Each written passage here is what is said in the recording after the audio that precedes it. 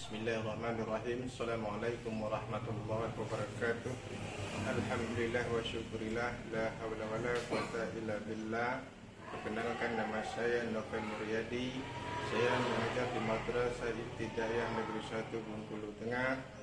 Saya juga selaku mahasiswa PPG dalam jabatan batch 1 tahun 2025 di LPTK Universitas Islam Negeri Raden Patah, Palembang.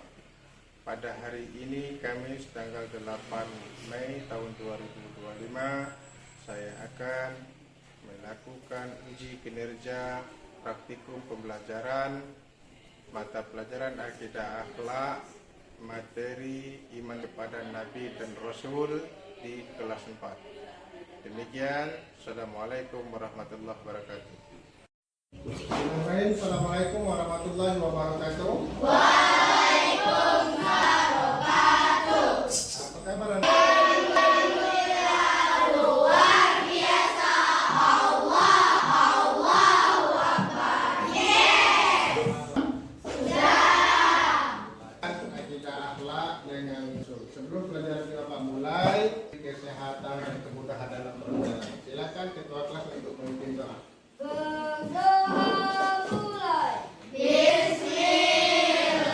Sebagai anak bangsa, generasi bangsa yang mencintai tanah airnya, mari sama-sama kita menyanyikan lagu nasional kita, Garuda Pancasila. Silakan anak-anak untuk berdiri. Silakan.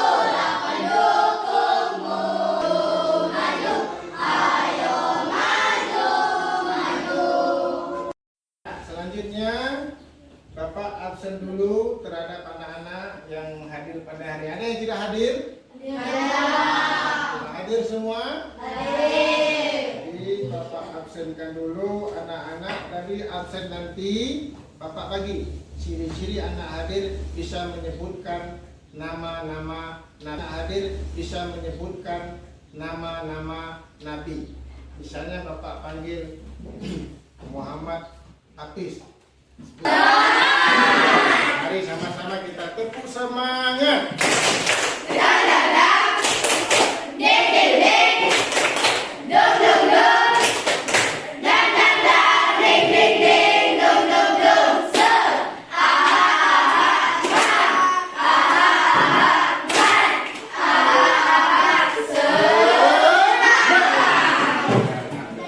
Ya, kita mulai materi kita pada hari ini berkenaan dengan iman kepada Nabi dan Rasul.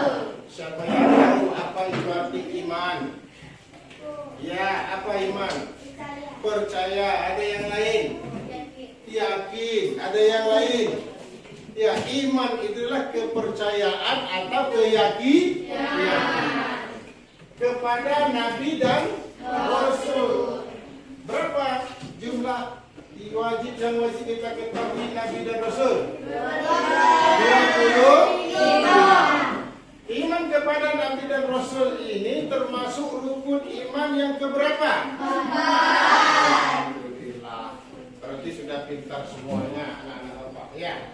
Pada hari ini tujuan daripada pembelajaran kita yang pertama, dengan mempelajari iman kepada Nabi dan Rasul, diharapkan siswa mampu menjelaskan pengertian iman kepada Nabi dan Rasul. Yang kedua, diharapkan siswa dapat menjelaskan tugas Nabi dan Rasul. Yang ketiga, diharapkan siswa dan siswa bisa membedakan mana pengertian Nabi, mana yang tergolong Nabi dan mana yang tergolong Rasul. Yang berikutnya, siswa bisa menjelaskan dan mengaplikasikan sifat-sifat Nabi dan Rasul. Ada berapa sifat Nabi dan Rasul? Ya, ada 5, ada 4. Ya, mari kita saksikan tahapan pelajaran berikutnya. Ini pengertian iman kepada Nabi dan Rasul. Pertama kita harus tahu dulu iman tadi yang disampaikan oleh Naira, kepercayaan, katakannya keyakinan. Betul. Keimanan itu adalah keyakinan kita, keteguhan hati kita. Lalu kita nabi. Apa nabi? Nabi itu berasal dari bahasa Arab an-naba. Apa artinya? Berita atau yang memberi. Iya. Kalau Rasul berasal dari kata bahasa Arab Rasulah. Apa artinya? Iya, utusan atau penyampaian. Jadi iman kepada Nabi dan Rasul adalah meyakini, kepercayaan, meyakini dan percaya dengan sepenuh hati bahwa Allah telah menciptakan Nabi dan Rasul. Tugasnya apa? Membimbing umat manusia agar senantiasa beribadah kepada Allah. Lanjut. Apa itu? Allah telah menurunkan Nabi dan Rasul setiap zamannya. Yang wajib kita ketahui yang menyebutkan tadi siapa yang katakan tadi Nabi jumlah 25? Iya, ada dasarnya yang wajib kita ketahui bahwa sesungguhnya Nabi dan Rasul itu banyak, lebih daripada 25 ini. Hanya Allah lah yang tahu. Tetapi yang wajib kita ketahui berjumlah 25. Ya, pintar. Nah, setiap Rasul sudah pasti Nabi. Tapi tidak semua Nabi bisa disebut sebagai Rasul. Harus kita mengetahui perbedaan Nabi dan Rasul. Nabi adalah siapa yang tahu? Nabi Ya. Nabi adalah seorang nabi pilihan Allah, menerima wahyu dari Allah untuk dirinya sendiri. Sedangkan Rasul? Dan menyampaikan kepada umatnya. Sedangkan Rasul seorang laki-laki pilihan Allah. Ya, cepat dulu. Seorang laki-laki pilihan Allah, menerima wahyu dari Allah. Menerima wahyu untuk dirinya dan berkewajiban menyampaikan kepada Allah. Nah, ini kita harus tahu. Seorang nabi itu menerimakan wahyu untuk dirinya sendiri dan tidak berkewajiban untuk menyampaikan kepada umatnya. Sedangkan Rasul seorang laki-laki pilihan Allah yang menerima wahyu untuk dirinya sendiri dan berkewajiban menyampaikan kepada umat. Beda. Rasul kewajiban menyampaikan wahyu-wahyu perintah Allah itu kepada umatnya. Nabi hanya untuk dirinya sendiri. Ya. Itu perbedaan Nabi dan Rasul. Ada beberapa tugas Nabi dan Rasul. Yang pertama, apa itu?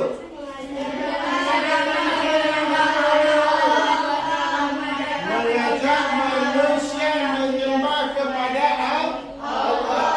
Yang kedua, Nabi mengajarkan akidah akhlakul qarimah, perilaku yang baik. Nabi menyampaikan kabar gembira. Barang siapa beramal soleh, taat beribadah, perilakunya baik akan masuk surga. Itu kabar gembira. Dan mengajarkan juga kehidupan bermasyarakat yang saling tolong-menolong, saling kerjasama, tidak saling memusuhi. Itu salah satu tugas Nabi dan Rasul. Selanjutnya kita perhatikan video berikut ini sebagai pemahaman terhadap sifat-sifat Nabi dan Rasul. Ada berapa sifat Nabi dan Rasul tadi? 5. Kita perhatikan. Assalamualaikum warahmatullahi wabarakatuh. Halo anak-anak, bagaimana kabarnya? Semoga selalu dalam lindungan Allah ya. Pada kesempatan kali ini kita akan belajar akidah, akhlak, materi, kisah teladan Nabi Muhammad SAW. Mari kita simak materi berikut. Kejujuran Nabi Muhammad. Nabi Muhammad sejak kecil terkenal sangat jujur. Saat berusia 12 tahun, Abu Thalib mengajak Nabi Muhammad untuk berdagang ke negeri lain. Nabi senang membantu pamannya berdagang. Ketika berdagang, Nabi Muhammad sangat jujur, bahkan banyak pembeli yang merasa puas. Saat Nabi Muhammad berusia 25 tahun, beliau menjualkan unta milik Khadijah. Khadijah seorang saudagar kaya dan sangat dihormati. Nabi Muhammad menjual unta dengan jujur. Jika untanya ada yang cacat, maka akan dikatakan cacat. Kejujuran ini yang membuat pembeli merasa puas. Unta yang dijual cepat habis dan mendapat keuntungan. Khadijah pun bangga dengan kerja Nabi Muhammad. Nabi Muhammad juga mendapat gelar Al-Amin karena beliau berhasil memberi solusi yang bijaksana. Saat para tokoh Quraisy berebut meletakkan Hajar Aswad, beliau mengajak mereka meletakkan secara bersama-sama. Semua tokoh pun merasa lapang dada. Nabi Muhammad yang dermawan. Nabi Muhammad sangat senang memberi. Suatu hari datang seorang pengemis meminta sedekah. Nabi Muhammad pun memberinya makanan. Di hari berikutnya pengemis itu datang lagi. Nabi pun memberi. Itu kisah teladan Nabi kita Muhammad SAW. Terkenal dari kecil. Beliau adalah seorang yang jujur dan sidik. Jangankan seluruh masyarakat Arab pada waktu itu menyatakan beliau adalah orang yang sidik. Inilah sifat Nabi dan Rasul. Yang pertama apa? Sidik. Apa itu sidik? Jujur. Ya, yang kedua? Amanah. Apa itu amanah? Dipercaya. Yang ketiga apa? Tabligh. Apa itu tabligh? Menyampaikan. Yang keempat?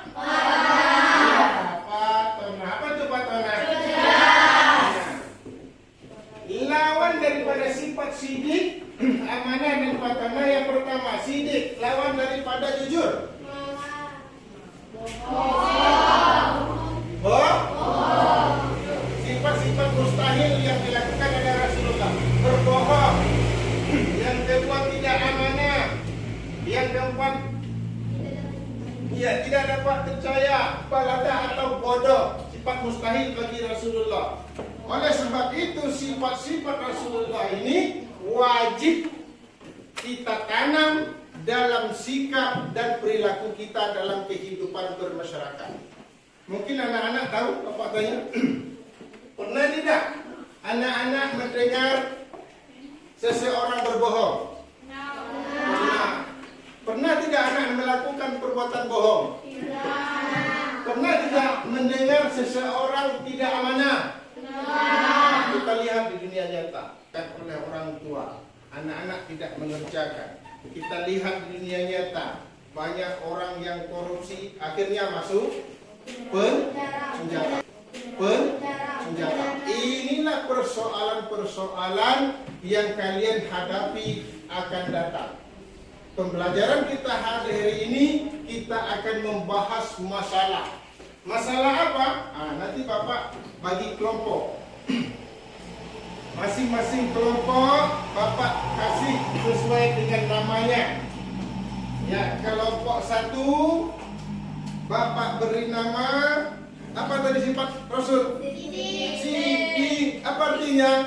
Jujur. Kelompok yang jujur. Kelompok 2 apa? Apa itu amanah?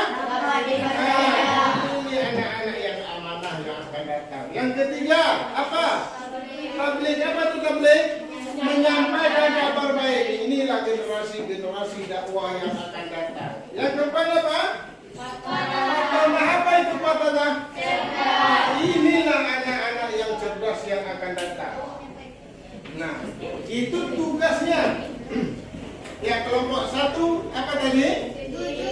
Jujur. Kelompok 2 amanah. Kelompok 3 tabligh. Nah, sekarang diskusikan bersama teman-temannya. Berkenaan dengan apa? Yang pertama, apa yang terjadi jika seseorang tidak mau memiliki sifat jujur? Kelompok 1. Kelompok 2, apa yang terjadi jika seseorang tidak mau bersifat amanah? Kalau Hafiz misalnya tidak mau beramanah, apa yang terjadi bagi Hafiz? Kita bisa menyadari perbuatan yang kita lakukan yang tidak menuntunkan sunnah dan sifat-sifat Rasul, apa yang terjadi? Yang kelompok tiga, apa? Apa yang terjadi jika seseorang tidak memiliki sifat menyampaikan kabar baik? Dan juga termasuk kelompok 4 nih, apa yang terjadi kabar baik? Dan juga termasuk kelompok 4 nih, apa yang terjadi jika seseorang tidak memiliki sifat patona? Ya. Sebelum membahas, mungkin ada yang bisa menjawab. Kalau seseorang tidak berbuat jujur, apa yang terjadi? Tidak mau berbuat jujur, apa akhirnya? Siapa yang bisa? Kalau kita tidak mau berbuat jujur, apa yang terjadi? Ya? Tidak dipercaya orang lain. Betul. Tepuk tangan dulu untuk.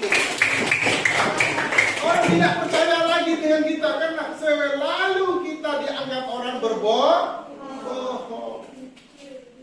Nah, itulah salah satu contohnya. Apa yang terjadi? Mengapa? Nah, yang soal yang keduanya. Mengapa terjadi ketidakjujuran? Mengapa terjadi ketidakadanya amanah, tanggung jawab? Mengapa terjadi kalau kita tidak patona, tidak tabligh? Yang ketiga, bagaimana dampaknya? Ini masalah yang kalian hadapi ketika kalian semuanya berada di lingkungan masyarakat. Kalau kalian tidak mau jujur, selamanya kalian mendapat perilaku-perilaku yang tidak baik. Kalau kalian tidak mau patona, apa yang kalian hadapkan di masa depan? Kita lihat di media-media. Ya, kelompok 1 tugasnya ada 3. Apa yang terjadi kalau kamu tidak jujur? Bagaimana kalau dampak dari ketidakjujur tadi? Mengapa kamu melakukan sifat tidak jujur itu? Bisa? Ya. Kelompok 3? Kelompok 4? 1 tadi apa? Jujur. 2? Menyampaikan. Ya, kita silakan untuk kelompok 1 maju ke depan menyampaikan hasil dari diskusinya. Kok jujur? Ya. Assalamualaikum warahmatullahi wabarakatuh. Ya. Nomor 1. Apa yang terjadi jika tidak jujur dalam kehidupan? Jawabannya, jika seorang tidak jujur, orang lain akan sulit percaya kepadanya. Nomor 2. Mengapa seseorang tidak jujur? Mengapa seseorang tidak jujur? Tidak berkata jujur, takut dihukum jika berkata jujur, malas mengakui kesalahan. Bagaimana dampak jika seseorang tidak membiasakan diri bersikap jujur? Dosa karena berdusta dilarang agama. Ya. Sekian presentasi dari kelompok kami. Wassalamualaikum warahmatullahi Ya. Sangat luar biasa penampilan dari kelompok 1. Paham, Bis? Kejujuran. Kali kelompok 1, jika seseorang tidak jujur maka orang lain akan sulit percaya. Betul? Betul. Tidak akan orang percaya kalau kita berbohong. Ya. Selanjutnya, apa dampaknya? Bagaimana dampak seseorang tidak jujur? Pertama, kata kelompok 1, dosa. Karena berdusta dilarang Allah dalam agama. Dilarang oleh kelompok 2, apa? Semua yang anak-anak diskusikan secara kelompok ini tadi menyatakan inilah realita kehidupan kita di masyarakat. Kita sudah tahu jujur, kita sudah tahu arti amanah dapat dipercaya, kita sudah tahu tabligh menyampaikan, kita sudah tahu arti patona itu apa, cerdas. Tetapi kita dampaknya yang perlu kita jadi. Apa yang terjadi jika di sekolah kita ini tidak ada orang yang jujur? Semuanya berbohong, hancurlah sekolah kita. Apa yang terjadi jika di Indonesia? Ya, anak-anak, kita telah memasuki akhir pelajaran tadi. Bapak sampaikan kesimpulannya. Mari kita senantiasa menanamkan satu persatu sifat yang dilakukan oleh Rasulullah. Apa arti iman tadi? Siapa yang tahu? Ya, hanya kepada perilaku dan sikapnya. Sifat-sifat inilah yang mengangkat derajat kita sebagai manusia yang baik. Ya, jika tidak ada orang yang cerdas dan bijak menyelesaikan sebuah persoalan, inilah kehidupan kita yang kalian hadapi. Tanamkan pun itu sakit, kebenaran tetap ditegakkan. Meskipun itu amanahnya kecil, disuruh orang tua tadi belanja ke warung kecil duit 10.000, tapi tetap kita kembalikan. Tanamkanlah sikap perilaku ini dalam kehidupan kita sehari-hari. Berbuatlah selagi kita nilai manusia itu percaya. Apa perbedaan Nabi dan Rasul? Ya, percaya. Apa perbedaan Nabi dan Rasul? Siapa yang bisa? Nabi dia wahyu untuk dirinya sendiri dan berkewajiban menyampaikan pada umatnya. Itu perbedaan Nabi dan Rasul. Ada berapa sifat Nabi dan Rasul? Itulah hanya di setiap individu menyampaikan. Ada pertanyaan? Ya. Bisa mengerti? Bisa. Minggu depan kita akan memasuki bab yang berikutnya berkenaan. Mari sama-sama kita berdoa kepada Allah Subhanahu wa taala. Kepada ketua kelas silakan pimpin doanya. Kelas silakan. Doa.